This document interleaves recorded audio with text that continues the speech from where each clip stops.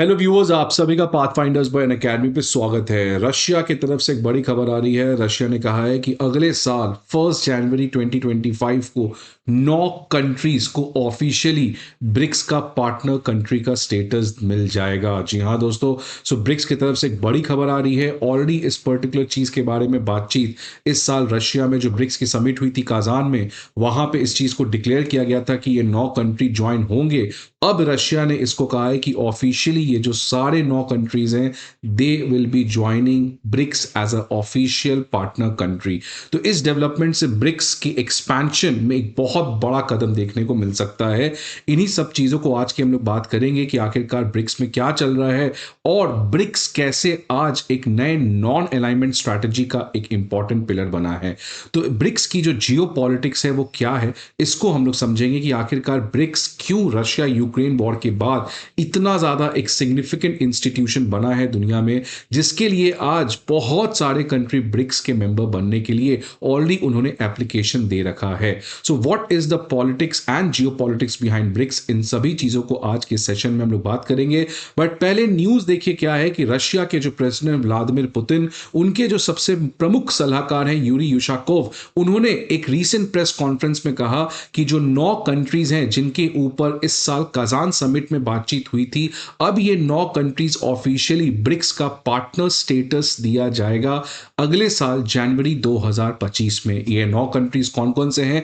Belarus, Bolivia, Indonesia, Kazakhstan, Thailand, Cuba, Uganda, Malaysia and Uzbekistan. So ये 9 country officially BRICS के partner country बनने जा रहे हैं। ऑलरेडी आपको पता है कि ब्रिक्स का एक्सपेंशन हो चुका है, जहां पे यूएई, इजिप्ट, ईरान, इथोपिया, ये सारे कंट्रीज ज्वाइन किए हैं। सऊदी अरेबिया और अर्जेंटीना को भी ज्वाइन करना था, लेकिन वो लोग ज्वाइन नहीं किए हैं। अर्जेंटीना तो बैकआउट कर चुका है, लेकिन सऊदी अरेबिया ने कहा है कि आने वाले समय में वो ब्रिक्स का सदस्य जरूर बनेगा। तो आखिरकार ये पार्टनर कंट्री होते कौन है, ये कैसे ऑफिशियल मेंबर से अलग होते हैं, इनको भी समझना हमें जरूरी है। लेकिन इसके अलावा ऐसे रशिया जो यूरी योशकोव है, उन्होंने ये भी कहा अपने प्रेस कॉन्फ्रेंस में कि ये 9 कंट्री के अलावा ऐसे दर्जनों कंट्री हैं जिन्होंने इस समय ब्रिक्स के साथ अपने मेंबरशिप के लिए बातचीत किया है।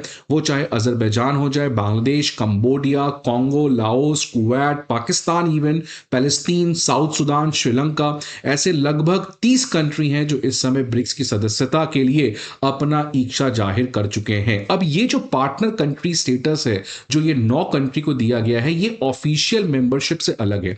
अब देखिए, ब्रिक्स को बड़ा करना था, ब्रिक्स को एक्सपेंशन करना है, बट एक्सपेंशन इतना ज्यादा ना हो जाए सो दैट ब्रिक्स जो है वो एक डिसफंक्शनल ऑर्गेनाइजेशन बन जाए। बिकॉज जितना ज्यादा सदस्य होते हैं उतना ज्यादा मुश्किल होता है उसके डेलिब्रेशन में, उतना ज्यादा मुश्किल होता है कंसेंसस, एक सहमति पे आने पे। आपको पता है कि यूनाइटेड नेशन का क्या हाल है, इसलिए ब्रिक्स को हमेशा से छोटे रखने की बात की गई है। बिकॉज जितना छोटा ब्रिक्स रहेगा उतना ज्यादा बेटर आउटकम निकल के आ सकता है। लेकिन क्योंकि बहुत सारे कंट्री ब्रिक्स को ज्वाइन करना चाहते हैं, कैसे उन कंट्री को भी ब्रिक्स के साथ जोड़ा जाए without giving them official membership, इसके लिए एक नया कैटेगरी बनाया गया है ब्रिक्स के अंदर, जिसको हम कहते हैं पार्टनर कंट्री। तो अगर किसी कंट्री को यह स्टेटस मिल जाता है तो वो कंट्री हर एक ब्रिक्स समिट में पार्टिसिपेट कर सकते हैं, वो कंट्री ब्रिक्स समिट के फॉरेन मिनिस्टर्स में मीटिंग कर सकते हैं, वो कंट्री ब्रिक्स का जो आउटकम डॉक्यूमेंट आता है उसमें अपने फीडबैक दे सकते हैं। सो अनलाइक ऑफिशियल मेंबर, वो केवल मेंबरशिप नहीं है बट वो हर तरीके से ब्रिक्स के साथ जुड़े जाते हैं।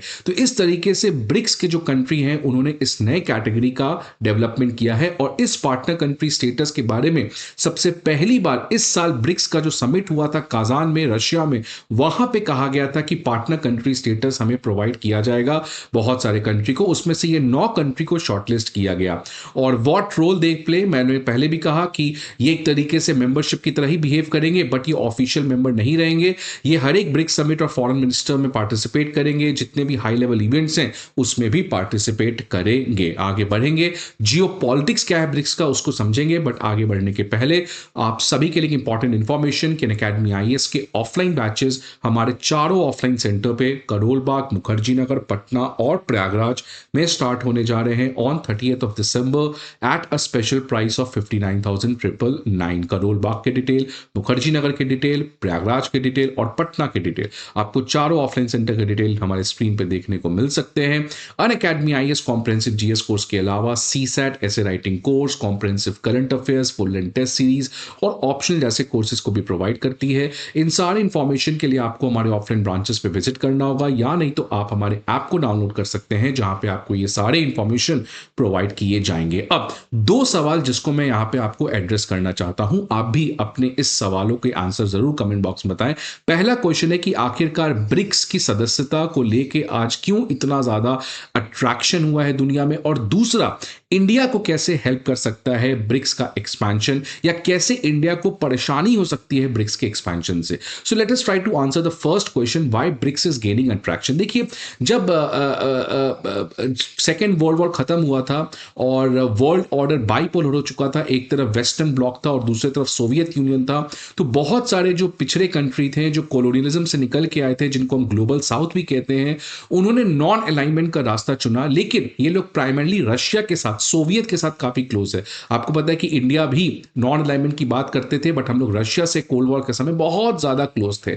लेकिन इसके बाद क्या हुआ, 1991 में जब सोवियत यूनियन कोलैप्स हुआ, कोल्ड वॉर खत्म हुआ, यूनिपोलर वर्ल्ड ऑर्डर आया और पूरे दुनिया में लिबरलाइजेशन, प्राइवेटाइजेशन, कैपिटलिज्म ये सब फैला। इसलिए जितने भी कंट्री हैं उन सभी कंट्री का वेस्ट के साथ रिलेशन काफी अच्छा हुआ। आपको पता है, जैसे एग्जांपल इंडिया का देख लीजिए, इंडिया वेस्ट के साथ रिलेशन काफी अच्छा हुआ। रशिया एक वीक पावर बन चुका था, कुछ ज्यादा दम नहीं था। चाइना उस समय उतना कोई बड़ा पावर नहीं था। लेकिन अगर आज की बात करें तो आज अलेम यूनिपोलर वर्ल्ड ऑर्डर खत्म हो चुका है, वेस्ट की हेजेमनी खत्म हो चुकी है। आज एक मल्टीपोलर वर्ल्ड ऑर्डर है और मल्टीपोलर वर्ल्ड ऑर्डर की वजह से बहुत ज्यादा एनार्की, केओस, इंस्टेबिलिटी और अनप्रेडिक्टेबिलिटी है।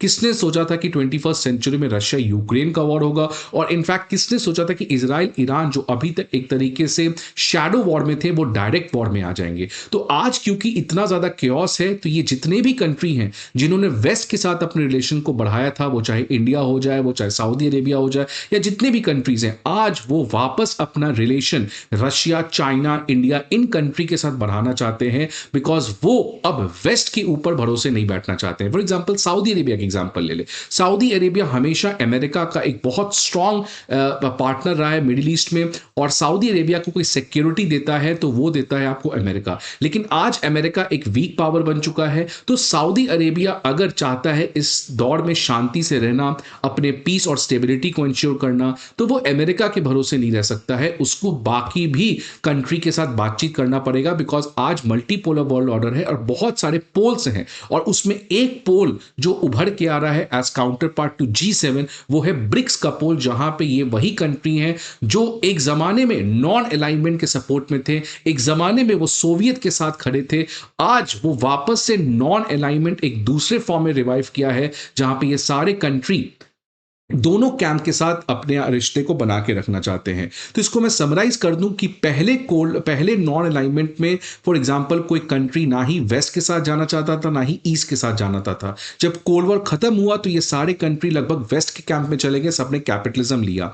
आज एक नया नॉन अलाइनमेंट है, बट आज ये जो नॉन अलाइनमेंट है ये पुराने नॉन अलाइनमेंट से अलग क्यों है? बिकॉज पहले लोग दोनों कैंप से इक्वल डिस्टेंस बना के रखना चाहते थे, बट इस वाले ब्लॉक में वेस्ट के साथ भी रिलेशन बनाना चाहते हैं, तो रशिया, चाइना, इंडिया जैसे कंट्री के साथ भी रिलेशन बनाना चाहते हैं। तो पहले it was about having equal distance from the two block, इस वाले नॉन अलाइनमेंट में it is about having equal partnership between the two block.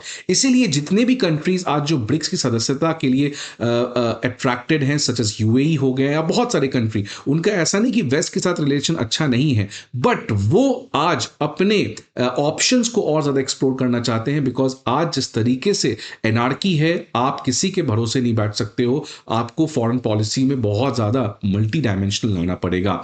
Now second, how does it help India? India को help होगा या disadvantage होगा? बहुत सारे geopolitical scholars कह रहे हैं कि इंडिया को फायदा भी हो सकता है, बहुत लोग का कहना है कि इंडिया को नुकसान भी हो सकता है। फायदा देखा जाए तो इंडिया क्योंकि स्ट्रैटेजिक ऑटोनॉमी की बात करता है तो जब इंडिया क्वाड की सदस्यता रखता है तो ब्रिक्स की भी सदस्यता रखनी रहेगी। लेकिन दूसरा सबसे बड़ा प्रॉब्लम इंडिया के लिए हो सकता है कि जिस हिसाब से ब्रिक्स का एक्सपेंशन है उसमें चाइना रशिया खासकर बहुत इंपॉर्टेंट रोल प्ले कर रहे हैं। क्या इंडिया एक जूनियर मेंबर बन जाएगा ब्रिक्स में? बिकॉज जब पहले ब्रिक्स एक छोटा ब्लॉक था तो इंडिया की लेवरेज बहुत ज्यादा थी, लेकिन आज ये बहुत सारे कंट्रीज जो ऐड हुए हैं उन सभी कंट्री का चाइना के साथ रिलेशन अच्छा है। तो क्या ब्रिक्स को जो एजेंडा है उसको चाइना हाईजैक कर लेता है? क्या इंडिया उसको रोक पाएगा? ये आने वाले समय में बहुत ज्यादा पेचीदा होगा देखना, जिसकी वजह से पता चलेगा whether BRICS expansion will be advantageous और नॉट।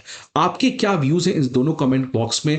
क्यों आपके हिसाब से लगता है कि आज इतने सारे कंट्री ब्रिक्स के लिए अचानक अट्रैक्टेड हो गए हैं, और कैसे ये इंडिया को हेल्प कर सकता है या प्रॉब्लम क्रिएट कर सकता है? अपने व्यूज को जरूर कमेंट बॉक्स में बताएं। आई होप आपको ये वीडियो अच्छा लगे। See you again in the next video. Till then good bye.